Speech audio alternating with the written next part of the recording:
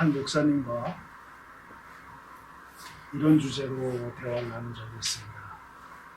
베트남 선거가 다가오니까 이제 이념적인 측면들이 많이 부각이 되는 것 같아요. 여러 목사님들과 대화하다가 한 목사님이 이렇게 얘기를 했습니다. 좌빨들은 모조리 다 한꺼번에 쓸어서 쓰레기통에 던져야 합니다. 인종청소를 했던 사람들의 심정이 이해가 갑니다. 라는 얘기를 하는 걸 들었어요. 목사로서 참 많은 생각을 하게 됐습니다. 어떤 정치학자가 이름은 기억이 나지 않습니다만 대한민국의 정치적인 상황을 이렇게 얘기를 했습니다. 전 세계의 이념으로서 구분될 수 있는 쪼개져 있는 나라의 대표적인 나라가 대한민국이다 라고 얘기를 했습니다. 그렇죠. 대한민국은 오래전부터 쪼개져 왔죠. 좌익, 우익, 보수, 진보, 동인, 서인, 북인, 남인. 옛날부터 우리 대한민국은 이 쪼개지는 DNA가 아주 탁월한 민족이었습니다. 여기에 부합해서 우리 크리스찬들조차도 이 이념의 이 사슬에서 묶여있는 채 있는 목사들을 보면서 참으로 답답함을 느꼈습니다. 우리가 크리스찬으로서 이념을 어떻게 생각해야 하며 사람을 어떻게 생각해야 할까요? 모든 사람은 이념을 가질 수 있습니다. 또 갖게 돼 있지요. 보수적인 측면을 가질 수도 있고 진보적인 측면을 가질 수도 있습니다. 그거는 그 사람에 대해서 나쁘다 좋다 옳다 그러다 얘기할 수 없는 기준이죠. 저를 잠깐 말씀드려 보겠습니다. 어렸을 때 광주 사람들, 전라도 사람들, 빨갱이들 전부 다 그런 인간들로 취급을 했고 아주 극단적인 보수적인 집안에서 어렸을 때 성장해 왔습니다. 그래서 어린 나이에서부터 지금까지 어떻게 변화되어 왔는가를 생각해 볼 때 기독교라고 하는 종교는 저에게 이념의 사슬에서 벗어날 수 있는 아주 커다란 이정표가 되었고 기준이 되었습니다. 사람이 기준이어야지 이념이 기준이 돼서 안 된다는 것을 주님께서 저에게 가르쳐 주셨어요. 한번 생각해 보겠습니다. 20대까지 완전히 우리가 흔히 얘기하는 꼴통 보수로 성장했습니다. 그랬다가 20세 이후에 제가 어떤 기도회를 하나 참석하게 됐어요. 그게 미스바 구국 성회라는 기도 모임이었는데 그것이 광주 지역에서 있었습니다. 광주 사태가 다 끝나고 광주 지역에 있는 모든 목사님들 그리고 광주 지역에 있는 대학교의 모든 선교회 장들 모두가 모여서 화해와 용서의 기도회를 갖겠다고 기도회를 가졌던 것이 미스바 구국 성회였어요. 제가 거기에 참석을 했습니다. 그때 광주 지역의 한 기독교 선교단체의 아마 대표였던 것 같아요. 학생이었는데 나와서 이렇게 얘기하는 소리를 들었습니다. 내 누나가 충장로 거리에 죽창이 찔려 있는 채 시체로 발견되었습니다. 내 동생은 총을 맞아서 얼굴의 반쪽이 날아가 있는 채로 발견이 되었습니다. 마음속에서는 전두환 노태우를 100만 번 이상 찢어 죽였습니다.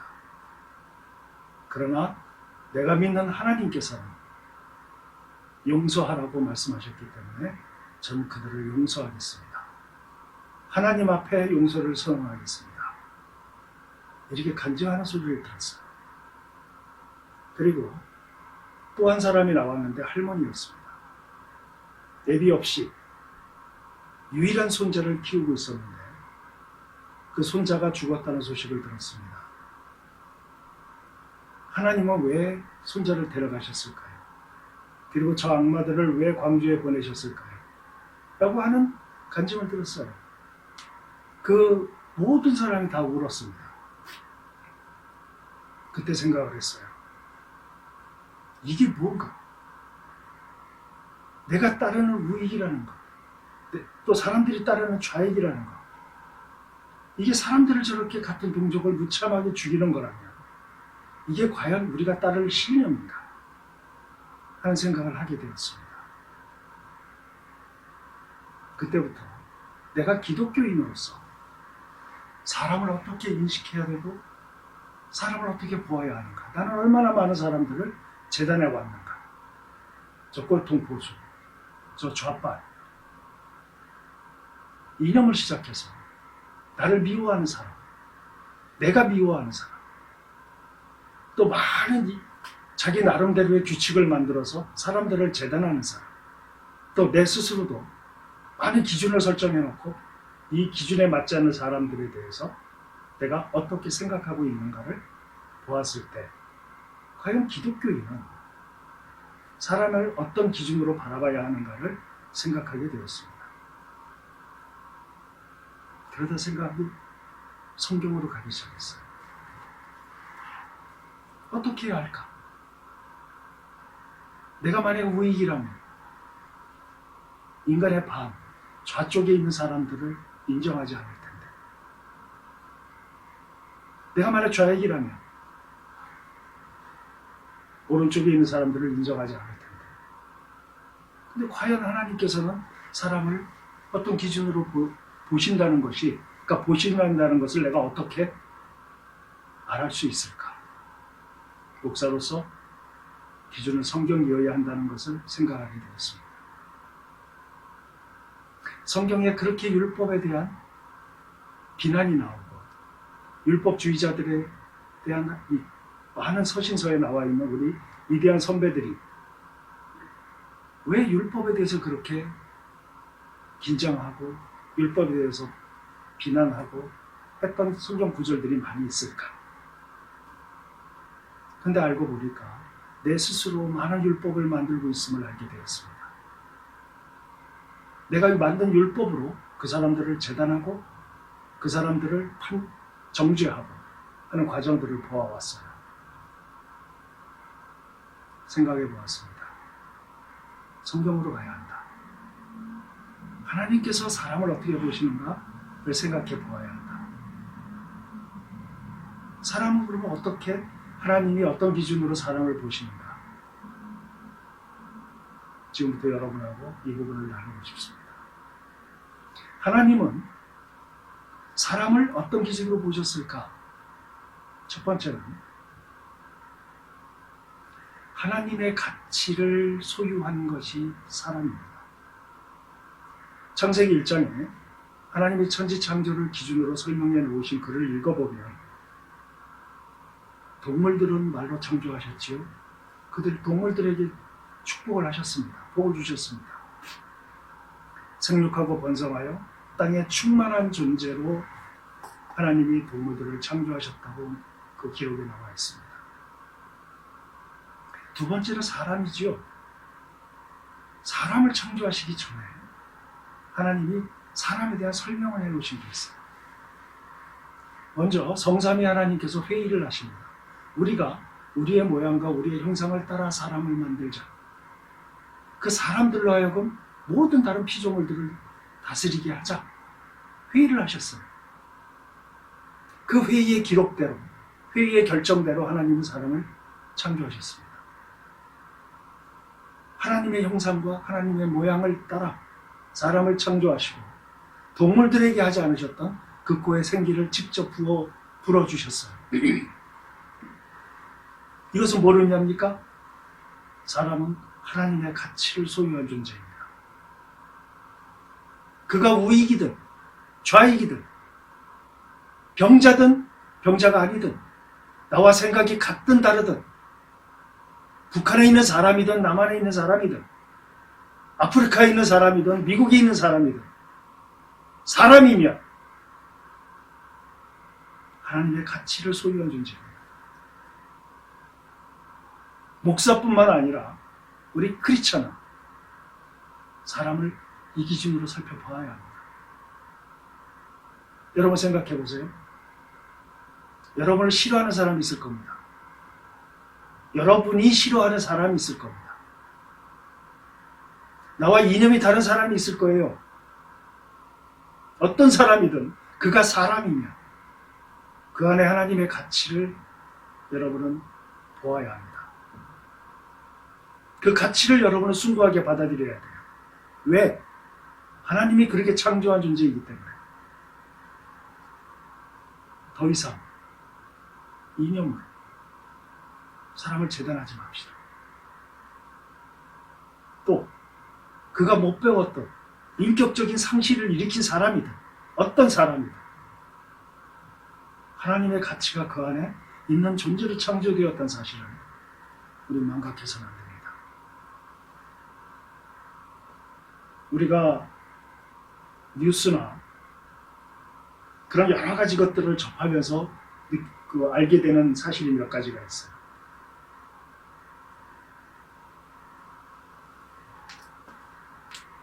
여러분 제노사이드, 인종청소라는 얘기 들어보셨죠? 인간이 인간을 어떻게까지 잔인하게 할 수 있을까? 제노사이드 사건을 일으킨 첫 번째 사람은 히틀러입니다. 유대인을 600만을 죽였지요. 아리안족의 위대함을 증명하기 위해서 유대인들을 600만을 죽였어요. 근데 여러분, 히틀러가 600만만 죽인 게 아닙니다. 아리안족이 아닌 사람들, 장애인들, 정신에 이상이 생긴 사람들,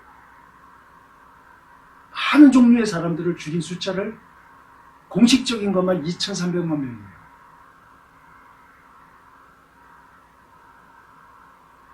이 차 세계대전이 일어나고 나서 여러분, 제노사이드에 의해서 대량학살이 일어난 두 번째 사건, 1900년대에 있었던 사건이죠.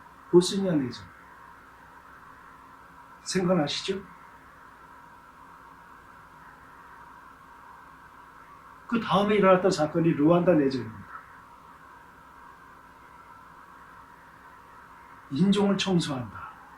사람이 사람의 가치가 아닌 거죠. 크리스찬들은 무엇을 하고 있을까? 크리스찬들조차도 사람이 사람의 가치로 인식을 못하고 있기 때문에 이런 엄청난 제노사이드가 일어나는 겁니다. 우리 한번 생각해보죠. 이제부터는 한국의 목사님들 그리고 모든 크리스찬들, 사람, 하나님의 가치를 품은 존재로 보아야 합니다. 그게 사람이에요. 정죄하지 말아라, 판단하지 말아라. 왜 이렇게 말씀하셨을까요? 그가 하나님의 가치를 소유한 존재이기 때문에 우리의 정죄와 우리의 판단으로 할 대상이 아닌 겁니다. 또 사람은 어떤 존재일까요? 사람은 하나님이 목숨을 버리면서까지 그 존재의 가치를 보존할 가치가 있는 존재가 사람입니다. 여러분, 사람을 위해서 하나님이 돌아가셨어요. 성삼위일체 하나님께서 인간을 창조하시고 이미 그들의 가치를 보존하기 위해서 예수님이 십자가에서 돌아가 주셨습니다. 이 대가가 얼마나 큽니까? 인간의 가치, 하나님의 가치를 소유한 존재인 그 인간을 그대로 보존하시기 위해서 하나님이신 예수님이 돌아가셨어요. 우린 그분의 희생으로 우리의 가치를 보존받았습니다. 너희는 택하신 족속이요, 너희는 거룩한 나라요, 택하신 족속이요, 왕같은 제사장이라. 여러분, 우리에게 이런 가치를 부여하신 그 근거가 뭘까요? 그리스도의 희생이었습니다. 그리스도는 하나님이에요. 그 하나님이 돌아가 주셨습니다. 이러한 가치를 지닌 존재가 사람이에요. 그런데 사람이 개보다도 못한 대접을 받습니다. 사람이 사람에게 죽임을 당합니다. 사람이 사람에게 재단을 당합니다. 아니죠. 한 사람을 떠올리십시오. 여러분이 무가치하다고 생각하는 사람. 그 사람이 누구죠? 하나님이 그 사람의 가치를 보존하기 위해서 십자가에서 죽어주신 사람, 존재예요. 그게 사람입니다. 사람이요, 무조건 사랑받아야 할 대상입니다. 그걸 기준으로 시작을 해야 돼요. 내 이념, 내가 만든 율법, 이것들을 가지고 재단할 존재가 아닙니다. 또 사람은 어떤 존재일까요? 하나님의 가치를 소유한 존재입니다. 하나님의 가치를 소유한 존재가 무슨 뜻일까요? 하나님이 사람을 창조하실 때에 에덴에 집어넣어 주셨습니다. 에덴은 하나님의 가치가 확장된 장소이에요. 하나님이 에덴을 만들어 놓으시고 그곳에서 사람에게 경작을 시키셨습니다. 그 경작이란 말은 컬투르. 거기서 컬처가 나왔죠. 문화입니다. 문화는 하나님이 시작하신 에덴에서의 컬처는 하나님의 가치를 보존하고 성장시키며 하나님의 가치를 완성하도록 인간을 그곳에 집어넣어 주셨어요. 우리는 하나님의 가치를 이 땅에 구현해야 합니다. 하나님의 가치를 구현한다는 게 무슨 뜻일까요? 그것에 대해서 예수님이 명쾌하게 한마디로 설명하셨어요. 요한복음 13장 34, 35절에 보면 그런 말씀이 있죠. 새 계명을 너희에게 주겠다. 이 한 말씀은 인류사를 바꾸는 말씀입니다. 구약의 모든 율법을 하나로 묶어서 새 계명으로 주님이 주신 말씀입니다. 우리 삶의 지침이고 우리가 평생 동안 기준으로 삼고 가야 할 말씀입니다. 소소한 작은 것들을 우리가 기준 삼아서 살 수는 있어요. 성경의 여러 가지 말씀들을 가지고. 그러나 큰 척추와 같이 큰 줄기로 삼아야 될 유일한 말씀이라고 생각을 합니다. 주님이 새 계명이라고 표현하셨어요. 계명이라고 하는 것은 지킬 기준이에요. 지키어 살 원칙입니다.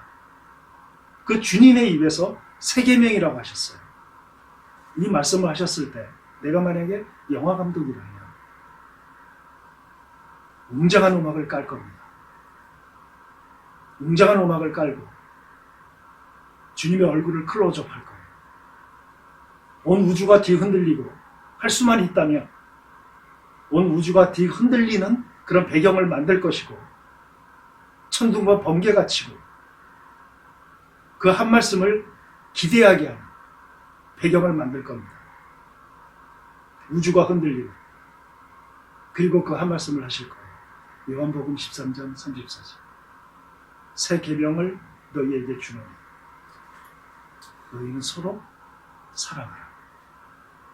내가 너희를 사랑한 것 같이 너희도 서로 사랑하라. 이렇게 말씀을 하셨습니다. 우리는 이 대원칙을 가지고 사람을 보아야 합니다.